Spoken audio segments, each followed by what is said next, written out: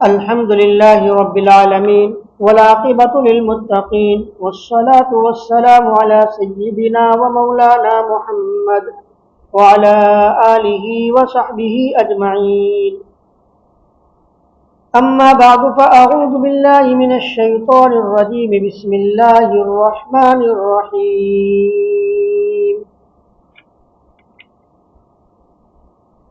وقضى ربك ألا تعبدوا إلا إياه وبالوالدين إحسانا إما يبلغن عندك الكبر أحدهما أو كلاهما فلا تقل لهما أف ولا تنهرهما وقل لهما قولا كريما واخفض لهما جناح الذل من الرحمة وقل رب ارحمهما كما ربياني صغيرا. وقال النبي صلى الله تعالى عليه وسلم كل الذنوب يغفر الله منها ما شاء إلا حقوق الوالدين فإنه يعجل لصاحبه في الحياة قبل الممات. وقال النبي صلى الله عليه وسلم بروا آباءكم تبركم أبناؤكم أو كما قال عليه الصلاة والسلام. صدق الله العظيم وصدق رسوله النبي الكريم. آج کا ایک نہایت اہم بیان جو ہمارے حضرت مفتی صاحب دامت برکاتہ اللہ عالیہ کی کتاب محمود المواعظ کے اندر سے لیا جا رہا ہے. والدین کے حقوق اور ان کو ادا کرنے کے برکات و ثمرات. بہت اہم بیان ہے والدین کے حقوق کے بارے میں. بڑی قیمتی باتیں حضرت نے اس میں ارشاد فرمائی ہے.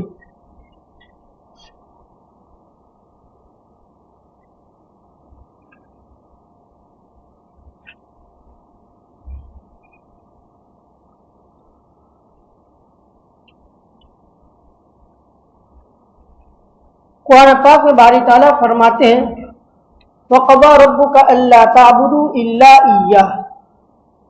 تیرے پروردگار نے حکم دیا ہے کہ اللہ تعالیٰ کے علاوہ کسی اور کی عبادت نہ کرو. ماں باپ کے ساتھ حسن سلوک کے ساتھ پیش آنے کی کتنی بڑی تاکید ہے. اس کا اندازہ لگائیے. علامہ قرطبی رحمۃ اللہ علیہ اپنی تفسیر کے مشہور کتاب میں لکھتے ہیں کہ قرآن پاک میں اللہ تبارک و تعالیٰ نے ماں باپ کے ادب و احترام اور ان کی اطاعت و فرما برداری کو اپنے عبادت و اطاعت کے ساتھ جوڑ کر کے بیان فرمایا. اس آیت سے پہلے اللہ تبارک و تعالیٰ نے حکم دیا اللہ تعبدوا الا ایہ کہ اللہ تعالیٰ کے علاوہ کسی کی عبادت مت کرو. اسی کے ساتھ حکم دیا وَبِالْوَالِدَيْنِ إِحْسَانًا. جہاں اللہ تعالیٰ کی عبادت کا حکم دیا جا رہا ہے وہیں اسی کے ساتھ ماں باپ کے ساتھ صلہ رحمی، اطاعت و فرما برداری اور ان کے ادب و احترام کا بھی حکم دیا جا رہا ہے. جیسے ایک اور مقام پر سورہ لقمان میں اللہ تبارک و تعالیٰ نے اپنے شکر کے ساتھ ماں باپ کے شکر کو جوڑا ہے. ارشاد فرمایا انشکر لی ولی والدیک الی المصیر. میرا اور اپنے ماں باپ کا شکر ادا کرو. آپ اندازہ لگائیے کہ اللہ تبارک و تعالی جہاں اپنا حق ادا کرنے کا حکم دے رہے ہیں اسی کے ساتھ ماں باپ کے حق کو جوڑا جانا ہے. اور صرف اسی ایک جگہ نہیں جوڑا ہے بلکہ قرآن پاک میں 4 جگہوں پر اللہ تبارک و تعالیٰ نے اپنی عبادت کا حکم دینے کے بعد والدین کی اطاعت و فرما برداری اور ان کے ساتھ حسن سلوک کا حکم دیا ہے. اس سے آپ اندازہ لگا سکتے ہیں کہ ماں باپ کا درجہ اور رتبہ اللہ تبارک و تعالیٰ کے یہاں کتنا بلند اور اونچا ہے. اب بہت ضرورت ہے اس ماں باپ کے حقوق کے بارے میں سننا اور اس پر عمل کرنا. آج کی جو دنیا، کمپیوٹر کی دنیا، ٹیکنالوجی کی دنیا، ترقی یافتہ اپنے آپ کو سمجھنے والے لوگ ذرا کچھ اللہ رب العزت کچھ دے دیتے ہیں تو فوراً وہ ماں باپ کو خود نہیں سمجھتے. مجھے یاد ہے ہمارے منظور بھائی رحمۃ اللہ علیہ اللہ کی رحمت میں پہنچ گئے, اللہ ان کو بھرپور مغفرت فرمائے. ایک مرتبہ ان کے ساتھ جماعت بیٹھا, انہوں نے ایک واقعہ بیان کیا کہ انہی کا کوئی ساتھی ان کے ساتھ پڑھ رہا تھا, پڑھتے پڑھتے بہت اچھا ڈگری حاصل کر لی اور دیہات کا رہنے والا تھا, ماں باپ بلکہ پکے دیہاتی. اب وہ اتنی بڑی ڈگری والا شخص ایک مرتبہ اپنے دوستوں میں بیٹھا ہوا تھا, اب وہاں اچانک آ گیا بیٹا کرتے کرتے. تو دوستوں نے پوچھا کون ہے؟ مائی سرونٹ, میرا نوکر ہے, مائی سرونٹ. یعنی اس کو شرم آئی یہ کہتے ہوئے کہ میرا باپ ہے. اب ذرا اندازہ لگائی دنیا کہاں جا رہی ہے. اور تھوڑا سا انسان پڑھنا لکھنا سیکھ لے تو بس اللہ ہی رحم فرمائے.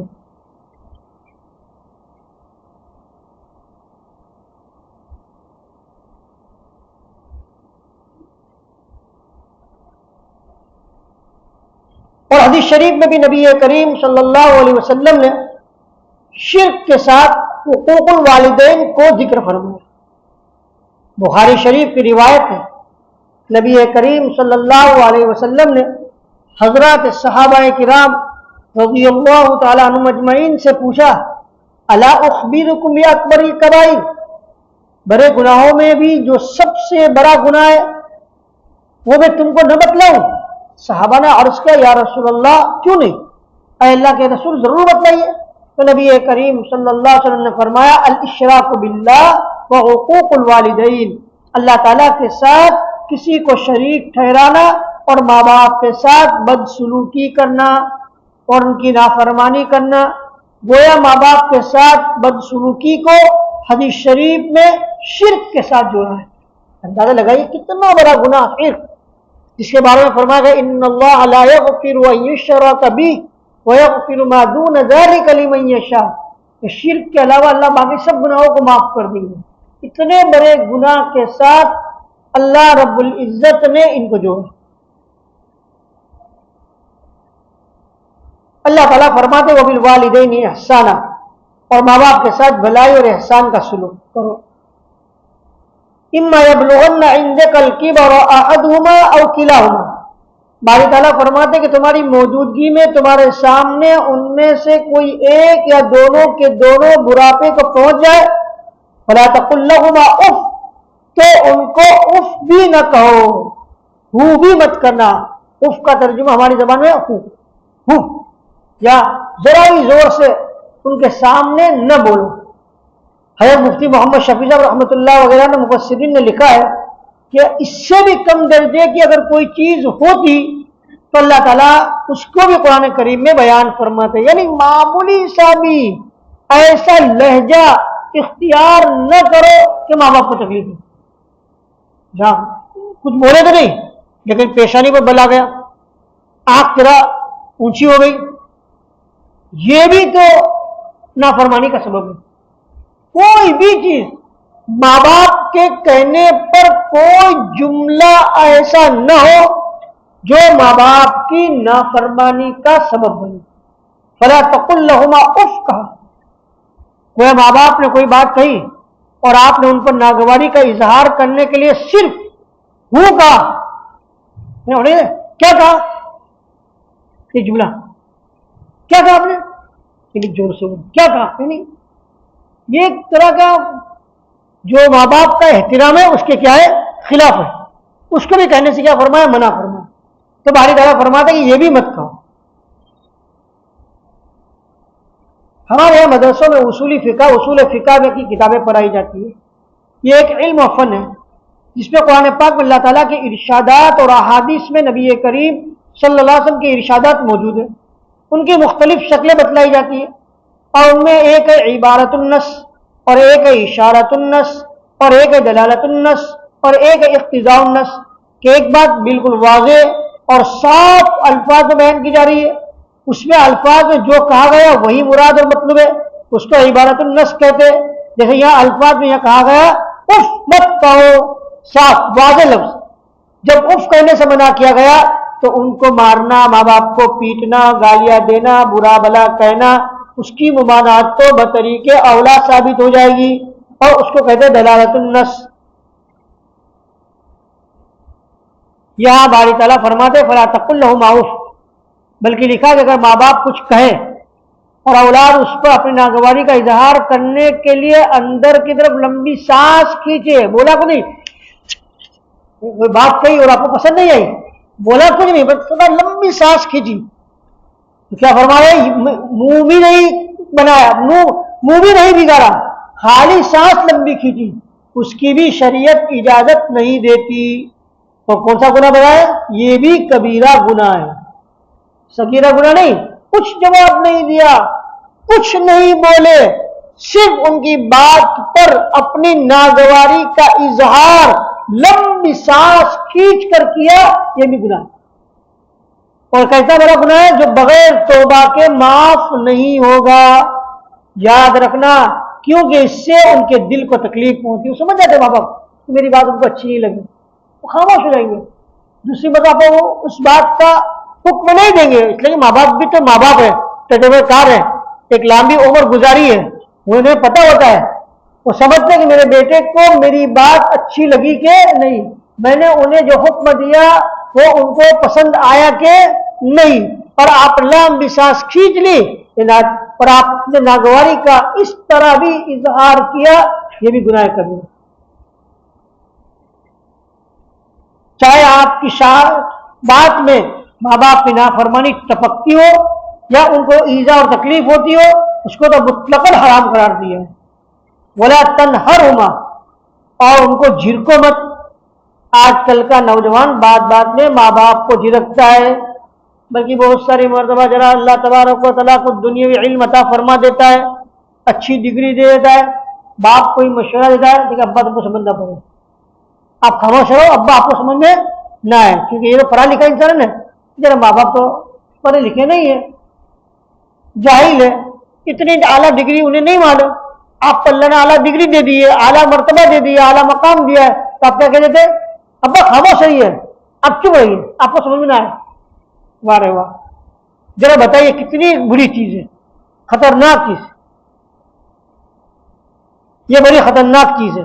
اگر ماں باپ کو جھڑکیں گے تو پھر اللہ تبارک و تعالیٰ کی طرف سے کون سی رحمتیں نازل ہوں گی؟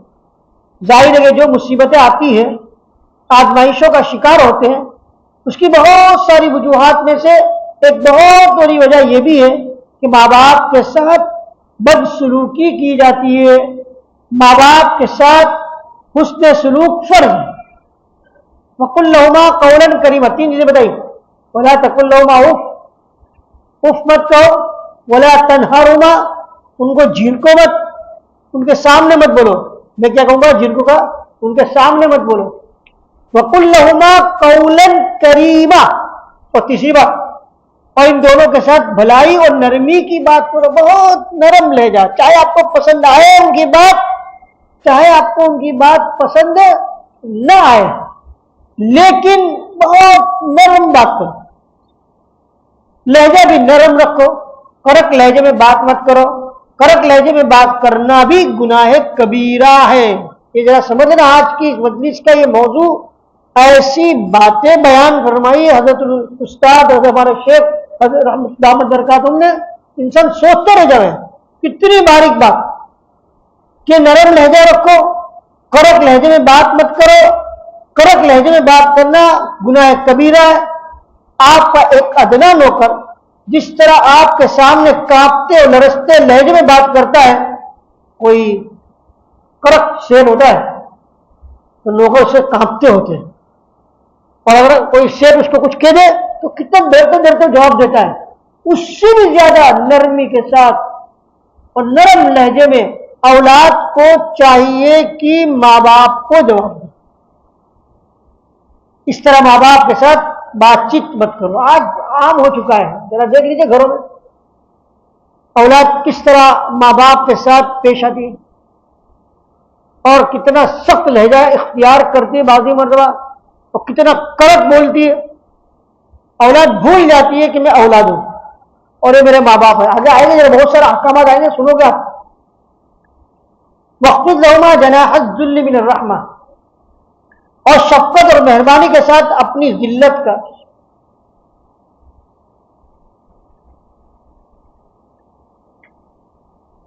اور شفقت اور مہربانی کے ساتھ اپنی ذلت کا, عاجزی اور انکساری کا پہلو ان کے سامنے جھکاؤ.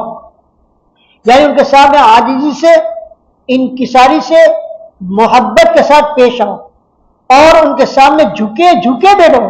یوں بھی مت بیٹھو کرک, جھکے جھکے بیٹھو فرمایا.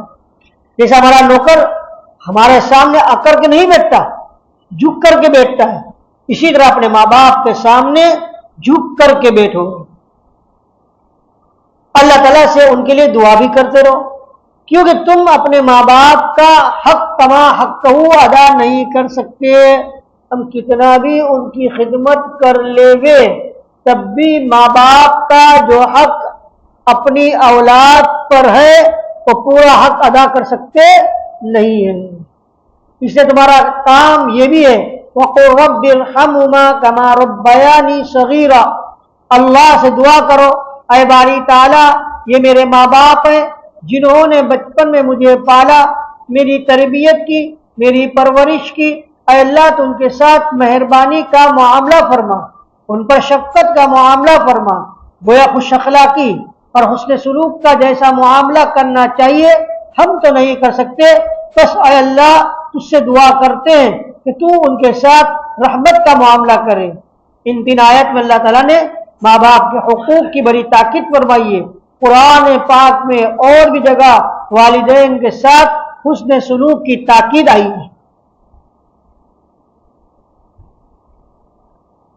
حضرت سعد بن وقاص رضی اللہ تعالیٰ عنہ جو عشرہ مبشرہ میں ہیں, مکہ مکرمہ میں جو لوگ بالکل شروع میں ایمان لائے ان میں سے بعض کہتے 3 نمبر پر ایمان لائے, بعض کہتے 5 نمبر پر ایمان لائے. اتنے قریبی, اتنا بہت اول ایمان لانے والے لوگوں نے جب انہوں نے ایمان قبول کیا تو ان کی والدہ نے بھوک ہڑتال کی کہ جب تک تو ایمان چھوڑ کر واپس کفر میں نہیں آئے گا میں کھاؤں گی نہیں. اب ذرا بتائیں والدہ بھوک ہڑتال کر لے تو کیا ہو سکتا ہے؟ والدہ نے بھوک ہڑتال کی, جب تک تم اپنے ایمان سے باز نہیں آؤ گے اور دوبارہ ہمارے دین میں نہیں آؤ گے وہاں تک میں کھانا نہیں کھاؤں گی. سعد بن ابی وقاص رضی اللہ تعالیٰ عنہ نبی کریم صلی اللہ علیہ وسلم کے پاس آئے اور صورت حال بیان کی تو اس موقع پر اللہ تبارک و تعالیٰ نے یہ آیت نازل فرمائی, وَإِن جَاهَدَاكَ عَلَىٰ أَن تُشْرِكَ بِي مَا لَيْسَ لَكَ بِهِ عِلْمٌ فَلَا تُطِعْهُمَا وَصَاحِبْهُمَا فِي الدُّنْيَا مَعْرُوفًا. اگر والدین اس پر اصرار کرے کہ تم میرے ساتھ کسی دوسرے کو شریک کرو تو تم ان کی بات مت مانو, گناہ کے کام کا حکم دے مت مانو, لیکن دنیا میں ان کے ساتھ بھلائی کا سلوک کرتے رہو. بھلائی کا سلوک تم کے ساتھ کرتے رہنا پڑے گا, چاہے تم ان کی اللہ کی نافرمانی کرنے والی جو حکم دیا جا رہا ہے اس کو نہ مانو, لیکن دنیا میں تم کے ساتھ بھلائی کا یہ حکم دیا گیا. اس آیت کے نزول کے بعد حضرت سعد بن وقاص رضی اللہ تعالیٰ عنہ نے اپنی والدہ کو صاف صاف کہہ دیا, امی جان آپ کھائے یا نہ کھائے میں ایمان نہیں چھوڑوں گا. اور ایک بات یہ بھی جان لو امی جان, اگر اللہ آپ کو 100 جانے دے اور آپ مجھے ایمان سے ہٹانے کے لیے ان 100 جانوں کا بھوکا رہ کر ختم کرے تب بھی میں ایمان سے ہٹنے والا نہیں ہوں. کیونکہ والدہ کو یقین ہو گیا کہ یہ ایمان تو چھوڑے گا نہیں, اس لیے انہوں نے بھوک ہڑتال بھی ختم کر دی. اور انہوں نے بھوک ہڑتال اس امید پر کی تھی کہ شاید میرا بیٹا میری وجہ سے میرا مطالبہ مان لے گا.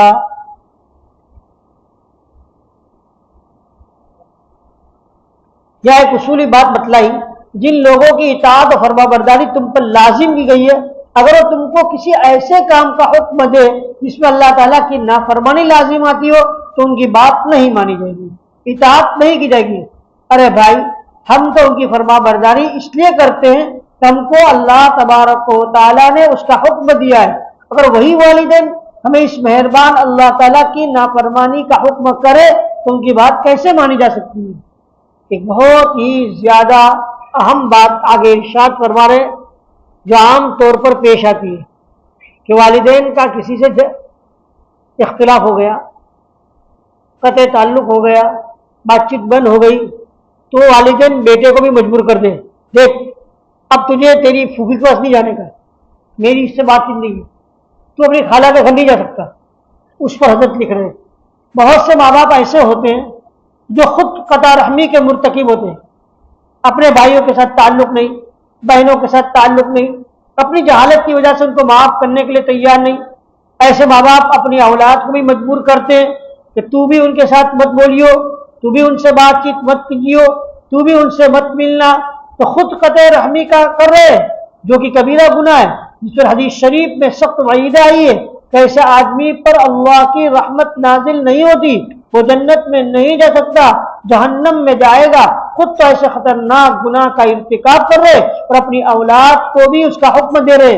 اولاد کے لیے ضروری ہے کہ ایسی باتوں میں ماں باپ کی اطاعت و فرمانبرداری نہ کرے اور کہے کہ ابا آپ کا ہر حکم سر آنکھوں پر، لیکن یہ جو آپ حکم دے رہے ہیں اس میں اللہ تعالیٰ کی نافرمانی ہے، آپ ہمیں کبیرہ گناہ کا حکم دے رہے ہیں، ہم آپ کی اطاعت میں کبیرہ گناہ کا ارتکاب نہیں کریں گے۔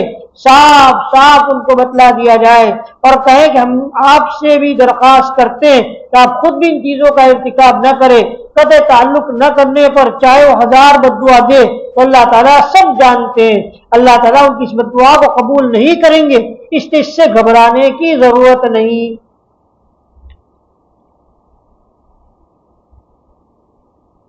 بعضی مرتبہ بیچارے والدین بوڑھے ہو جاتے ہیں اور ان کو یاد رہتا نہیں ہے اور کوئی ایسی بات وہ زبان سے بول لیتے ہیں تو بچوں کو تکلیف ہوتی ہے۔ والدین بڑھاپے میں خدمت اور حسن سلوک کے زیادہ محتاج ہوتے ہیں، کیونکہ آدمی جب برا ہو جاتا ہے تو اس کی عقل میں کمی آ جاتی ہے، یادداشت کم ہو جاتی ہے، کھانا کھاتا ہے تو بھی بھول جاتا ہے، کوئی آ کر پوچھتا ہے کہ کھانا کھایا تو کہتا ہے ابھی تو نہیں کھایا، اس پر گھر والے ناراض ہو جاتے ہیں کہ ابھی تو کھلایا، بڈھا لوگوں کو نہ کہتا ہے، ہم کو بدنام کرتا ہے۔ ارے بھائی اس کو یاد نہیں رہا، اس کی وجہ سے تم کیوں ناراض ہوتے ہو؟ بولنے تو تمہارا کیا جائے گا، اور ایک ہی چیز کے بارے میں بار بار پوچھتا ہے تو اس پر چر نہ جاؤ، ناگواری سے جواب نہ دو، بلکہ جتنی مرتبہ بھی پوچھے نرمی اور شرافت کے ساتھ جواب دینا چاہیے۔ کتابوں میں ایک واقعہ لکھا ہے، ایک بڑا باپ بیٹا گھر سے باہر بیٹھے ہوئے تھے، درخت پر کسی چیز کو دیکھ کر باپ نے بیٹے سے پوچھا بیٹا وہ کیا چیز ہے؟ بیٹے نے جواب دیا کہ ابا وہ کوا ہے۔ پھر کچھ دیر کے بعد باپ نے پوچھا بیٹا وہ کیا ہے؟ تو بیٹے نے جواب دیا کہ ابا کہاں ہے کوا ہے۔ پھر کچھ دیر کے بعد پوچھا بیٹا وہ کیا ہے؟ تو اس مرتبہ بیٹے نے غصے کے ساتھ گھارتے ہوئے جواب دیا ابا کوا ہے۔ ابا نے کہا بیٹا گھر کے اندر فلاں الماری میں ایک دفتر رکھا ہوا ہے، وہ ذرا لے آؤ۔ بیٹا لے آیا، ابا نے بیٹے سے کہا یہ پڑھو۔ بیٹا پڑھنے لگا، اس میں لکھا ہوا تھا کہ یہ بیٹا ابا سے پوچھ رہا ہے ابا یہ کیا ہے؟ باپ نے کہا بیٹا یہ کوا ہے۔ بیٹے نے پھر پوچھا کہ ابا یہ کیا ہے؟ باپ نے کہا بیٹا یہ کوا ہے۔ پورے صفحے پر اسی طرح لکھا ہوا تھا۔ باپ نے کہا بیٹا بچپن کے اندر تو نے بھی اسی طرح مجھ سے بے شمار دفعہ سوالات کیے تھے ابا یہ کیا ہے، میں نے ہر مرتبہ محبت کے ساتھ جواب دیا تھا بیٹا یہ کوا ہے، تجھ سے میرے 3 سوالات بھی برداشت نہیں ہوئے۔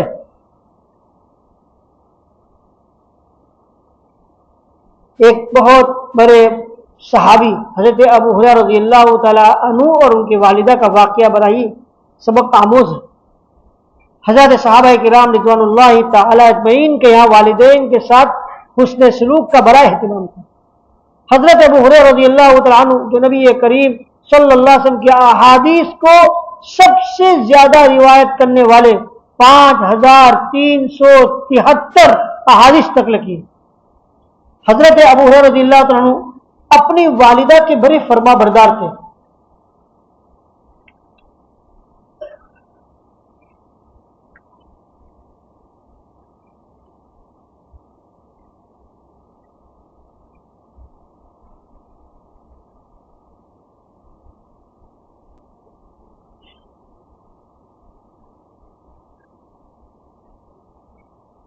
حضرت ان کی والدہ اور دونوں مدینہ منورہ آ رہے، حضرت ابو ہریرہ رضی اللہ تعالیٰ عنہ تو اسلام لے آئے تھے اور ابھی ان کی والدہ اسلام نہیں لائی تھی۔ جس قافلے میں وہ آ رہے ہیں حضرت ابو ہریرہ رضی اللہ عنہ تھا، اور حضرت ابو ہریرہ کی والدہ حضرت امیمہ رضی اللہ عنہا بھی ان کے ساتھ تھی۔ حضرت ابو ہریرہ رضی اللہ عنہ کے والد کا انتقال بچپن ہی میں ہو گیا تھا، بچپن ہی میں وہ یتیم ہو گئے تھے۔ ان کی ماں نے ان کی پرورش بڑی تکلیفیں اٹھا کر کی تھی۔ ان کی ماں اب تک ایمان نہیں لائی تھی۔ حضرت ابو ہریرہ رضی اللہ تعالیٰ عنہ چونکہ اپنی ماں کی بڑی خدمت کرتے تھے، اس لیے اس قافلے میں ان کو بھی اپنے ساتھ لائے تھے، اور مدینہ منورہ آ کر بھی برابر ان کی خدمت میں مشغول رہے۔ ماں کبھی کبھار نبی کریم صلی اللہ علیہ وسلم کی شان میں گستاخی کے الفاظ ہی بول دیتی تھی، اس سے حضرت ابو ہریرہ رضی اللہ تعالیٰ عنہ کو بڑا دکھ پہنچتا تھا۔ ایک مرتبہ ایسا ہوا کہ ان کی ماں نے گستاخی کے کچھ الفاظ ایسے کہہ دیے جس سے حضرت ابو ہریرہ رضی اللہ تعالیٰ عنہ کو بڑی تکلیف ہوئی، دل بھر آیا۔ فوراً نبی کریم صلی اللہ علیہ وسلم کی خدمت میں حاضر ہوئے اور عرض کیا کہ اے اللہ کے رسول صلی اللہ علیہ وسلم، آپ دعا کرو کہ میرے ماں کو اللہ تعالیٰ ہدایت دے، وہ ایمان لے آئے۔ حضور صلی اللہ علیہ وسلم نے ہاتھ اٹھائے اور دعا کی، اللہ مہدی ابی ہریرہ، یا اللہ ابو ہریرہ کی ماں کو ہدایت دے۔ بس یہ دعا سنی اور خوشی خوشی اپنے گھر پہنچے۔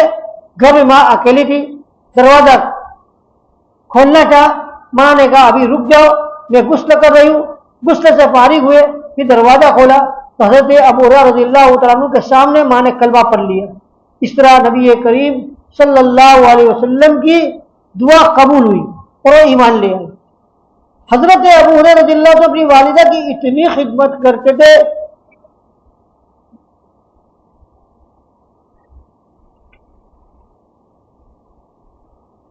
کہ جب گھر سے نکلتے تھے تو سلام کس طرح کرتے تھے والدہ کو دیکھو۔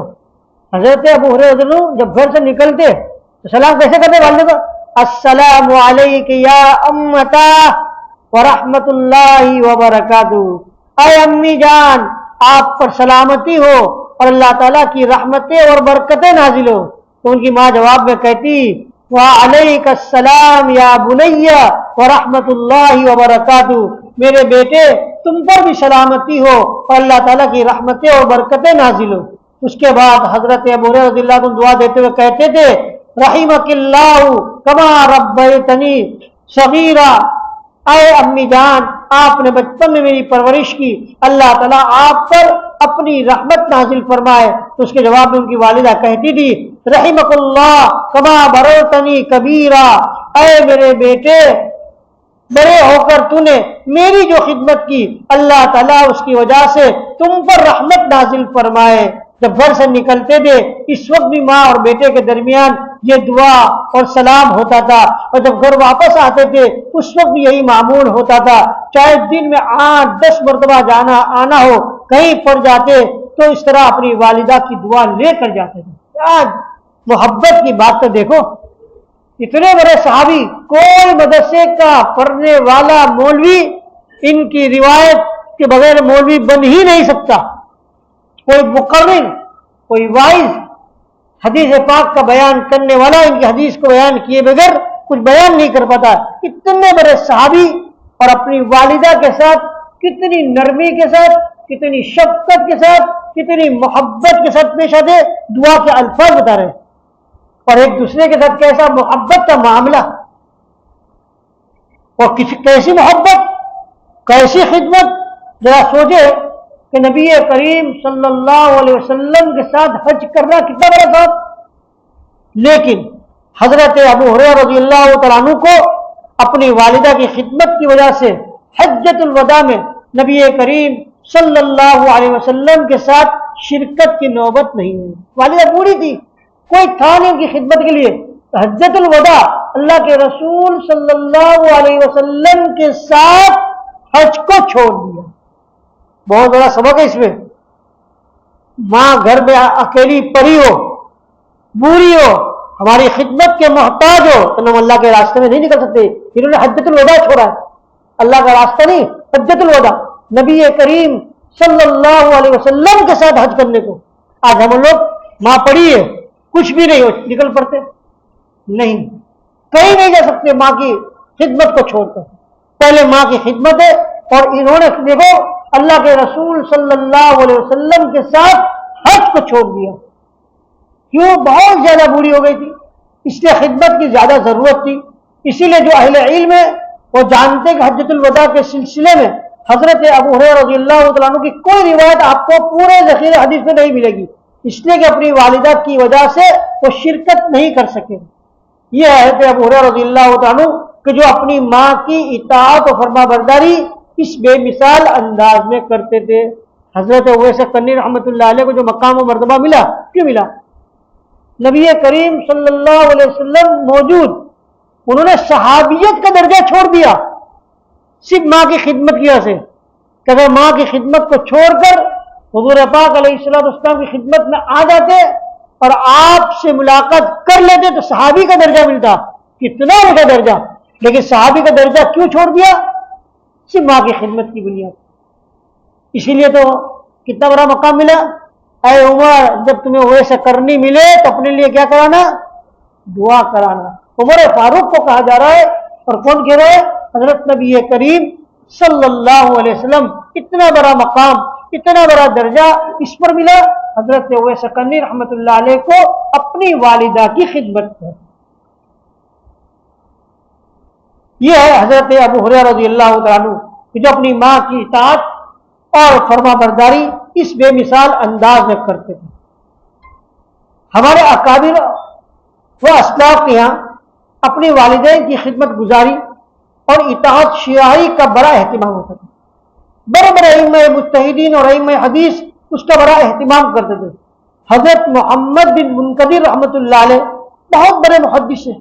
بخاری شریف کی روایتوں میں ان کا نام سندوں میں آتا ہے.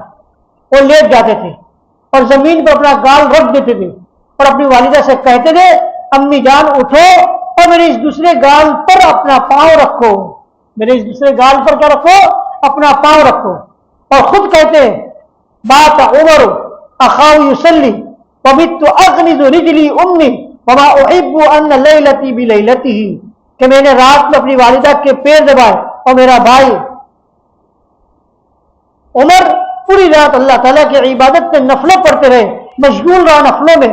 مجھے اس کی تمنا نہیں ہے کہ میری رات کے بدلے میں مجھے اس کی رات مل جائے. پوری رات جو نفل پڑھنے میں مشغول ہے، میرا عمل جو میری والدہ کا پیر دبانا ہے اس کے بدلے مجھے مل جائے. معلوم ہوا کہ والدہ کا پیر دبانا پوری رات بھر عبادت میں مشغول رہنے سے بھی زیادہ ثواب ہے.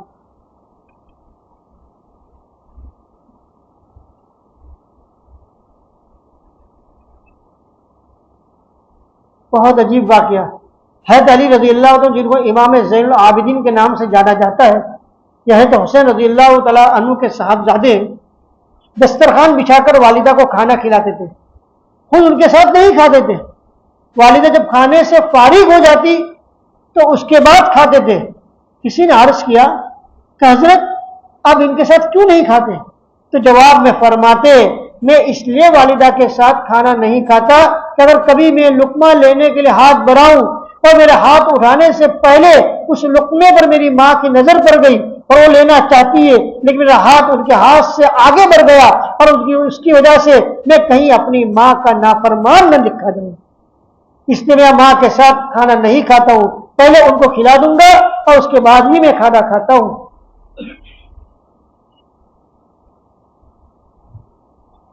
ایک بہت بڑے محدث ہے حضرت حیات بن شریح رحمۃ اللہ علیہ، حدیث کا درس دیتے تھے. شاگردوں کا بہت بڑا مجمع ہوتا تھا، مسجد بھر جاتی تھی. حدیث پڑھنے کے لیے آنے والوں کے حدیث پڑھاتے ہوتے اور اتنے میں ماں آواز دیتی، حیات جاؤ مرغیوں کو دانا ڈال دو. چنانچہ سبق روک کر کے اٹھتے اور جا کر مرغیوں کو دانا ڈالتے اور پھر آ کر کے اپنا باقی سبق پڑھاتے. یوں نہیں کہتے ہاں ماں ٹھہریے یہ سبق پورا کر لوں، نہیں.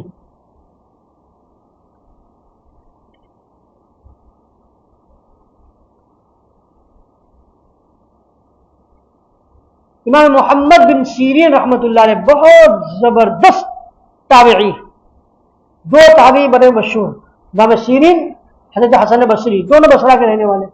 جب ان کی والدہ ان کو کوئی حکم دیتی تھی تو اس کو فوراً بجا لاتے تھے، اور اگر سمجھ میں نہیں آتا تو پلٹ کر نہیں پوچھتے اماں جان کیا کہا، بلکہ باہر نکل کر کے دوسرے کو پوچھتے تھے کہ میری ماں نے کیا کہا، تاکہ میں اس پر عمل کر سکوں۔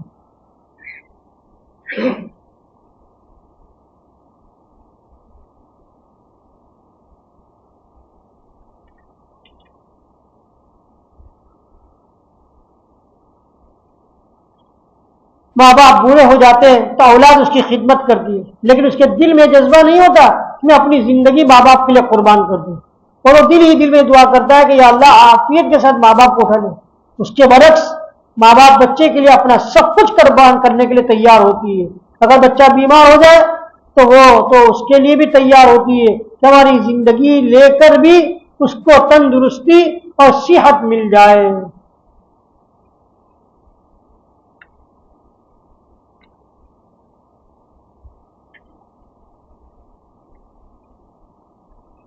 ایک آخری بات، ایک صحابی رضی اللہ تعالیٰ عنہ نے سوال کیا۔ اپنی مرتبہ بعض لوگوں نے سوال کرتے ہیں کہ بھائی میں اپنے ماں باپ کی خدمت کرتا ہوں، ان کے ساتھ اچھا سلوک کرتا ہوں، سب کچھ کرتا ہوں، لیکن پھر بھی میرے ماں باپ مجھ پر ظلم کرتے ہیں، ٹھیک ہے، ظلم کرنے کے باوجود، ناانصافی کرنے کے باوجود بھی مجھ پر ماں باپ کی خدمت لازم ہے؟ اس کا جواب سنیے نبی کریم صلی اللہ علیہ وسلم کی حدیث مبارک سے۔ ایک صحابی نے سوال کیا کہ یا رسول اللہ صلی اللہ علیہ وسلم وَإِن ظَلَمَ، کہ اگر والدین کی طرف سے ظلم اور زیادتی ہو تو بھی ان کی نافرمانی کرنے پر جہنم کے دروازے کھل جائیں گے؟ تو نبی کریم صلی اللہ علیہ وسلم نے فرمایا وَإِن ظَلَمَ وَإِن ظَلَمَ وَإِن ظَلَمَ، چاہے ان کی طرف سے ظلم ہو، چاہے ان کی طرف سے ظلم ہو، چاہے ان کی طرف سے ظلم ہو، یعنی اگر ان کی طرف سے ظلم ہو تو بھی انتقامی کارروائی کے طور پر ان کی نافرمانی کرو، یہ جائز نہیں ہے۔ وہ چاہے تمہارے ساتھ جو بھی سلوک کرے، تمہیں یہ زیب نہیں دیتا کہ تم ان کے ساتھ بدسلوکی کرو۔ وہ جو کچھ کرتے ہیں اس کے وہ خود ذمہ دار ہیں، ہم ان کی اولاد ہیں، اس کا تقاضا یہ کہ ہم ان کی خدمت کرتے رہیں۔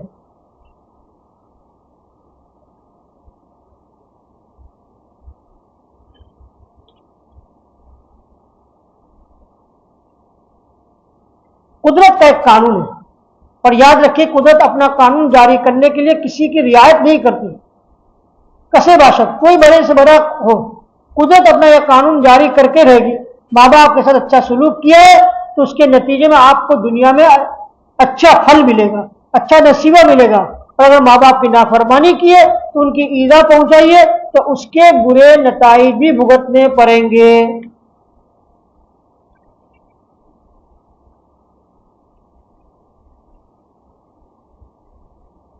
یہاں ایک بات اور بھی یاد رکھیں کہ والدین کی خدمت گزاری اور اطاعت شعاری کے متعلق بیان کرتے حضور پاک علیہ الصلوۃ والسلام بروا آباکم تبرکم ابناؤکم، تم اپنے ماں باپ کی بات مانو، تمہاری اولاد تمہاری بات مانے گی۔ اگر ہم یہ چاہتے کہ ہماری اولاد ہماری باتوں کو مانے تو ہمیں چاہیے کہ ہم اپنی ماں کی باتوں کو کیا کریں، مانے۔ جیسا کرو گے ویسا بھرو گے۔ اگر ہم نے ماں باپ کی نافرمانی کی ہے تو ہماری اولاد بھی ہماری نافرمانی ہی کرے گی۔ اس وقت انسان کو یاد آتا ہے یہی معاملہ اور سلوک ہم نے اپنے ماں باپ کے ساتھ کیا تھا، اب ہماری اولاد ہمارے ساتھ بھی وہی سلوک اور معاملہ کر رہی ہے۔ اس لیے اگر ہم چاہتے ہیں کہ ہماری اولاد ہمارے ساتھ اچھا سلوک کرے تو اس کا آسان نسخہ یہی ہے کہ ہم اپنے والدین کے ساتھ اچھا سلوک کرے، ان کی خدمت کرے، ان کا کہنا مانے، اطاعت کرے، تو ہماری اولاد بھی ہمارے ساتھ اسی طرح کا حسن سلوک کرے گی۔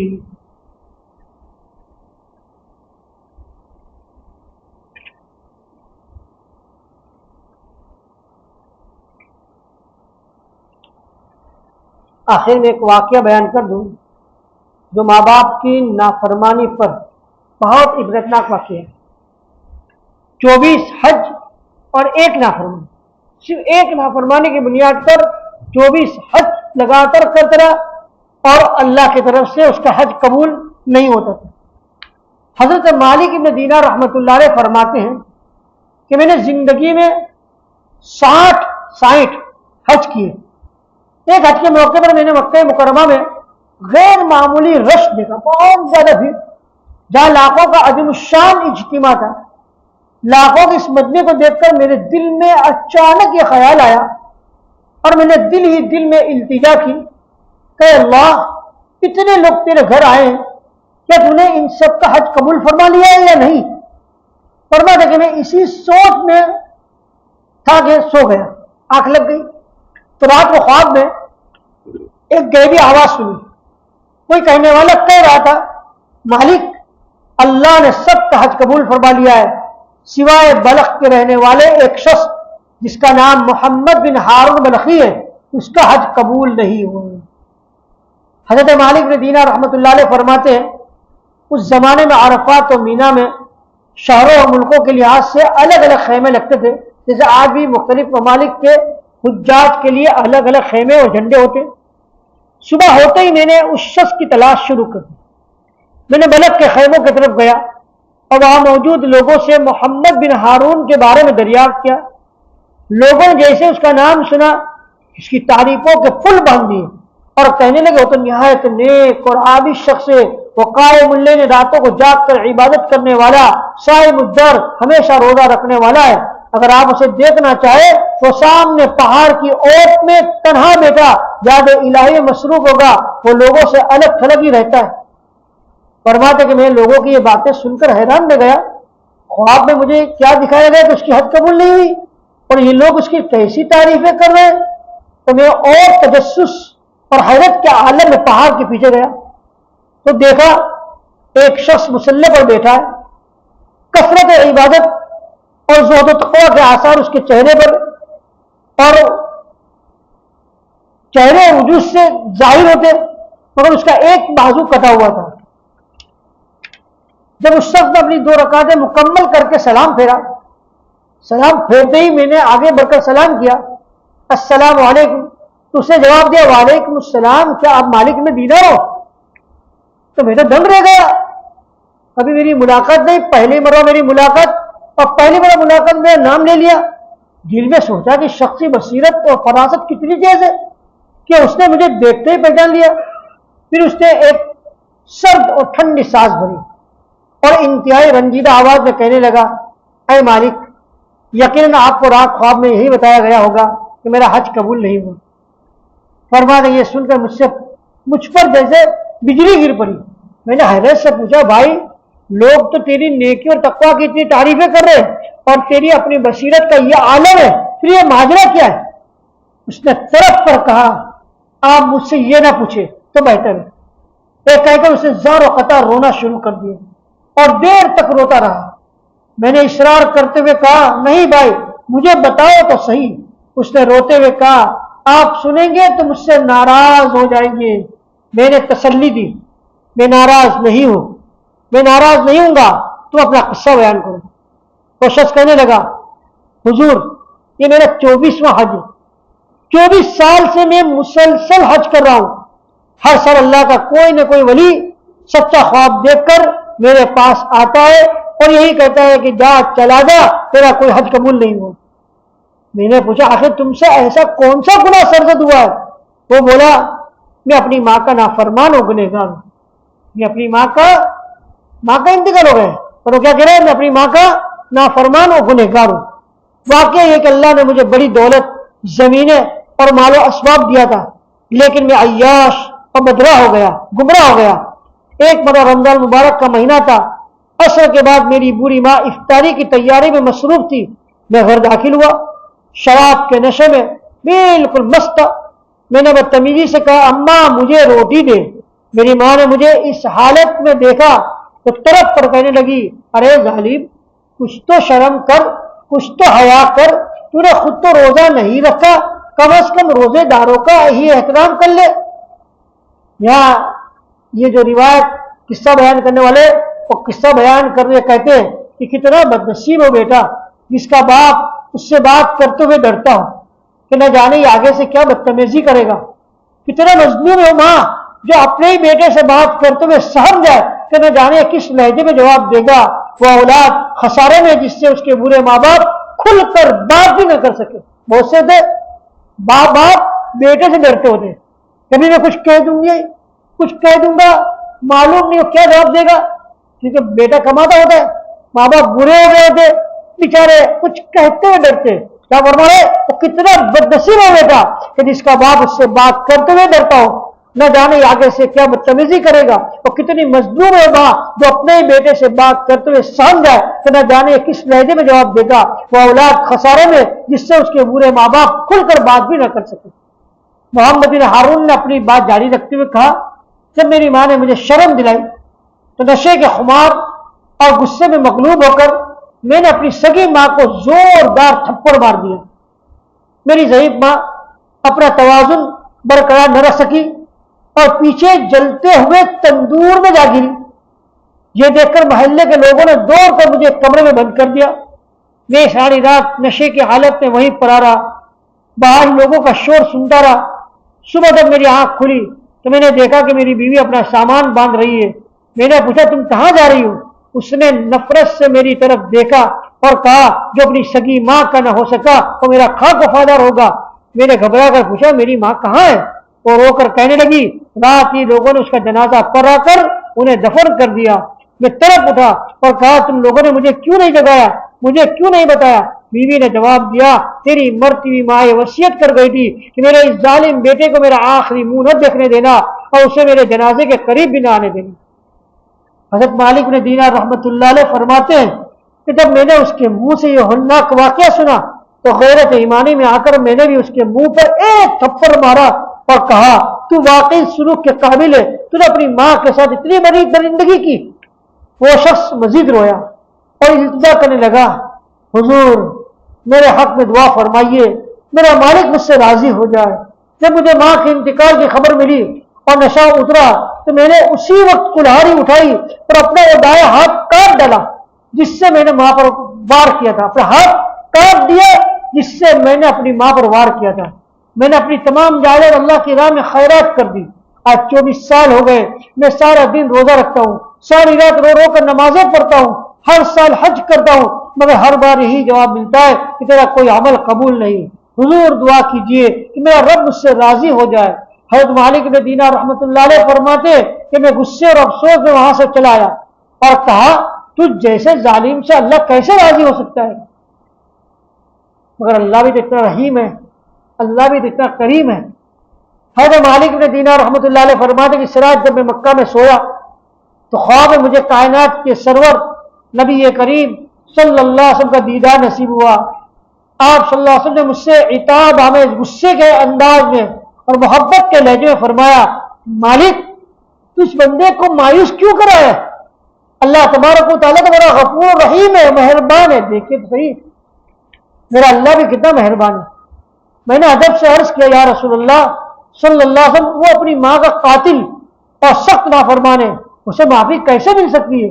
تو نبی کریم صلی اللہ علیہ وسلم نے فرمایا، مالک جاؤ اور اس شخص کو خوشخبری دے دو کہ قیامت کے دن اسی ماں کی وجہ سے بخشش ہوگی۔ میں نے حیرت سے پوچھا، یا رسول اللہ صلی اللہ علیہ وسلم، ماں کی وجہ سے کس طرح؟ محبوب خدا صلی اللہ علیہ وسلم نے ارشاد فرمایا، قیامت کے دن اس کی ماں رب کریم کی عدالت میں اپنے بیٹے کے خلاف مقدمہ پیش کرے گی۔ وہ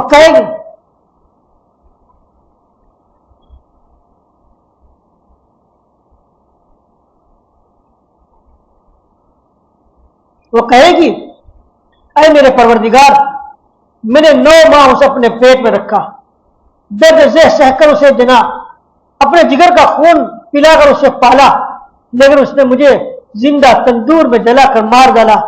رب ذوالجلال ماں کی یہ بات سن کر جلال میں فرمائے گا، اس گنہگار کو پکڑو اور دوزخ کی آگ میں جھونک دو۔ اس نے دنیا میں ماں کو جلایا تھا، آج اسے جہنم کی آگ میں جلاؤ۔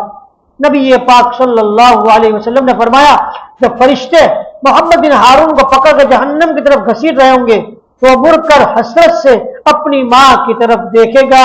فرشتے اسے دوبارہ گھسیٹیں گے اور پھر مڑ کر ماں کو دیکھے گا۔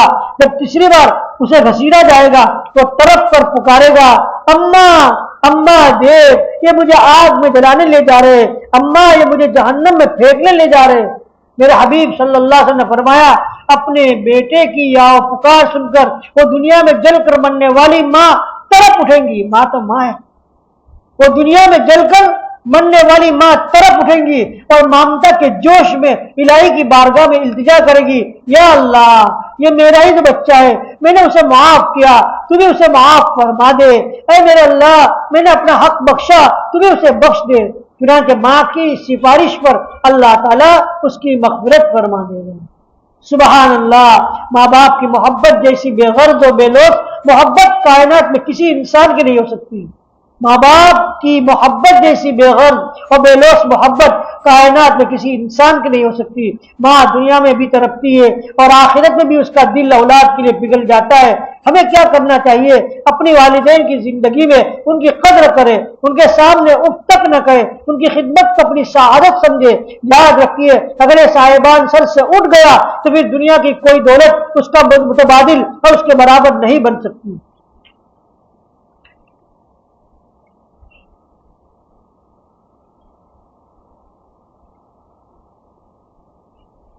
محترم علماء کرام اور عزیز ساتھیو، آج کی مجلس کے تعلق سے ایک اعلان یہ ہے کہ سامنے جو پانی کا کولر ہے اس کے بازو میں جو استنجا خانے ہیں وہاں پر پلاسٹک رکھا ہوا ہے، اس کے اوپر اپنے چمپل نہ لے جاؤ۔ استنجا خانے میں جانے کے بعد چمپل جو ہے وہ باہر کے حصے میں رکھے، پلاسٹک کے اوپر چمپل نہ لاؤ۔ دوسرا اعلان یہ ہے کہ کچھ شادی ویڈیو کر رہے ہیں، یہ اچھی بات نہیں ہے۔ اگر ویڈیو کیا ہو تو ابھی یہی بیٹھے بیٹھے ڈیلیٹ کر دے، آئندہ کبھی اس طریقے کی ویڈیو تردید نہ کرے۔ دوسری بات یہ کہ صبح انشاءاللہ 3 بجے آپ کو اٹھائیں گے، 3:45 پر ذکر ہوگا اور 4:10 پر دعا ہوگی۔ ابھی دعا سے فارغ ہونے کے بعد آپ کے لیے آئس کریم کا انتظام کیا گیا ہے، لہٰذا تمام ساتھی دسترخوان پر تشریف لے آئے۔ جو لوگ یہاں آرام کرنے والے ہیں وہ پہلے اپنا بستر بچھا دیں گے، پھر اس کے بعد دسترخوان پر تشریف لے آئے۔ قاری صاحب نے جو اعلان کیا ویڈیو کے بارے میں، اللہ کے واسطے ہماری اس مجلس کو اس ویڈیو سے پاک رکھے۔ دیکھیے ہمارے حضرت مفتی صاحب دامت برکاتہم العالیہ تو اس کے بارے میں میرے سخت الفاظ استعمال فرماتے ہیں کہ جو کوئی میرا ویڈیو لے گا میں اس کی قیامت دن اس کو معاف نہیں کروں گا۔ ہمیں چاہیے کہ ہماری اس مجلس کو اللہ کے لیے پاک رکھے، اور یہ ویڈیو اور فوٹو لینا جب منع کیا جا رہا ہے کیوں لیا جاتا ہے اور آپ کو لینے سے کیا فائدہ، اس لیے خاص طور پر اس طرف توجہ دیں۔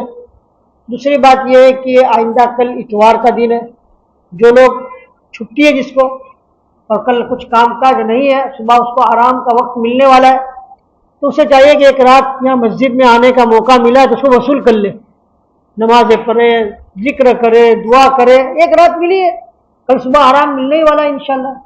اور جو حضرات کل کام پہ جانے والے لوگ ہیں تو انہیں چاہیے کہ وہ رات کو آرام کر لیں۔ ان کی نیت تو تھی کہ اگر کام نہ ہوتا تو میرا پڑتا، انشاءاللہ انما الاعمال بالنیات، ان کو نیتوں کا ثواب مل جائے گا۔ لیکن جہاں تک ہو سکے، جتنا ہو سکے، رات کو اچھی طریقے سے وصول کرنے کی کوشش کرے، جلدی سے رات کو اٹھ جائے، نماز پڑھے اور اس کے بعد اللہ تبارک و تعالیٰ سے کچھ مانگے۔ یہ موقع ہے، بڑا اچھا ہوتا ہے اور ایک موقع مل رہا ہے، اس کو ہم گنوا نہ دیں اور کوشش کریں کہ اس کو وصول کریں۔ اللہ تبارک و تعالیٰ ہمارے اس سے آنے کو قبول فرمائے۔ الحمدللہ رب العالمین، اللہم صلی علی محمد وعلی آل محمد کما صلیت علی ابراہیم وعلی آل ابراہیم انکا حمید مجید، اللہم بارک علی محمد وعلی آل محمد کما بارکت علی ابراہیم وعلى آل إبراهيم إنك حميد مجيد۔ ربنا آتنا في الدنيا حسنة وفي الآخرة حسنة وقنا عذاب النار۔ ربنا لا تزغ قلوبنا بعد إذ هديتنا وهب لنا من لدنك رحمة إنك أنت الوهاب۔ رب اجعلني مقيم الصلاة ومن ذريتي ربنا وتقبل دعاء۔ ربنا اغفر لي ولوالدي وللمؤمنين يوم يقوم الحساب۔ ربنا هب لنا من ازواجنا وذرياتنا قرة اعين واجعلنا للمتقين اماما۔ ربنا لا تجعلنا فتنة للذين كفروا واغفر لنا ربنا انك انت العزيز الحكيم۔ ربنا لا تجعلنا فتنة للقوم الظالمين ونجنا برحمتك من القوم الكافرين۔ اللهم انا نجعلك في نحور ونعوذ بك من شرورهم۔ اللهم احفظنا من تدبير الظالمين والكافرين۔ اللهم اجعل تدبيرهم في تدميرهم یا حی یا قیوم برحمتک نستغیث۔ یا اللہ آج کی اس مجلس میں اے اللہ جو کچھ باتیں سنی گئی اس پر ہمیں عمل کرنے کی توفیق عنایت فرما۔ اے اللہ ہمیں اپنے والدین کے ساتھ اچھا سلوک کرنے کی توفیق عطا فرما۔ اے اللہ کوئی بات کوئی گھڑی ایسی نہ ہو جو ہمارے والدین کی ناراضگی کا سبب بنے، اس سے ہماری حفاظت فرما۔ اے اللہ ہمیں ہر وقت ہمیشہ اپنے والدین کے لیے دعا کرنے کی توفیق عطا فرما۔ رب ارحمہما کما ربیانی صغیرا۔ یا اللہ یا الہ العالمین تو ہم سے راضی ہو جا، اپنی رضا والی زندگی نصیب فرما، ایسے اعمال کی توفیق عطا فرما جس کو تو پسند فرماتا ہے، تیرے ناراضگی والے اعمال سے ہماری پوری حفاظت فرما۔ مولا کریم ہمیں گناہوں سے ہماری حفاظت فرما۔ اے اللہ ہمیں اپنا نیک اور صالح اور متقی بندہ بنا دے۔ اے اللہ ہمیں اپنا نیک اور صالح اور متقی بندہ بنا دے۔ مولا کریم یا اللہ ہم سے یا اللہ کس قدر گنہگار ہے، اس گناہوں کے باوجود بھی اللہ تیری نعمتیں بے شمار ہم پر برستی ہے۔ اے اللہ ہمیں معاف فرما دے، ہمیں تیرا شکر گزار بندہ بنا دے۔ اے اللہ ہمیں تیرا شکر گزار بندہ بنا دے۔ اے اللہ ہمیں اپنی اور اپنے حبیب پاک صلی اللہ علیہ وسلم کی سچی پکی محبت نصیب فرما۔ حضور پاک علیہ السلام کی ایک سنت پر عمل پیرا ہونے کی توفیق عنایت فرما۔ اے اللہ تو ہماری اولادوں کو عقائد حقہ، علوم نافعہ، عمل صالحہ، اخلاق فاضلہ کی دولت سے مالا مال فرما۔ اے اللہ برے اخلاق، برے اطوار، برے کردار، بری عادتیں، بری صحبتیں، برے ماحول کے برے اثرات اور برے لوگوں کی بری عادتوں کا نشانہ بننے سے ہماری اولادوں کی پوری حفاظت فرما۔ اپنی شان ربوبیت سے ان کی بہترین عمدہ تربیت فرما کر ہماری آنکھوں کی ٹھنڈک، دل کا سرور اور ہمارے صدقے جاریہ اور ہماری امیدوں سے بھر کر بنا۔ اللہ تو ہمارے اولادوں کو دین و دنیا کے علوم کی دولت سے مالا مال فرما۔ اے اللہ سب کو علماء ربانیین میں شمار فرما، دین کا داعی بنا۔ مولا کریم ہماری آنکھوں کی ٹھنڈک بنا۔ یا الہ العالمین دنیا کے فتنوں سے اللہ تو ہماری اور ہماری اولادوں کی پوری حفاظت فرما۔ مولا کریم اللہ جو مانگا وہ بھی عطا فرما، جو مانگنے سے لے گیا وہ بھی عطا فرما۔ اللہ حضور پاک علیہ السلام نے جتنی خیر و بھلائی چاہیے ساری خیر و بھلائی ہمیں عطا فرما۔ حضور پاک علیہ السلام نے جتنے بھی شرور و فتن سے پناہ چاہیے سارے شرور و فتن سے پناہ عطا فرما۔ ہماری دعاؤں کو مد اپنے فضل و کرم سے اور نبی کریم صلی اللہ علیہ وسلم کے صدقے طفیل میں قبول فرما۔ وصلی اللہ تعالی علی خیر خلق محمد وعلى آله وصحبه أجمعين برحمتك يا أرحم الراحمين۔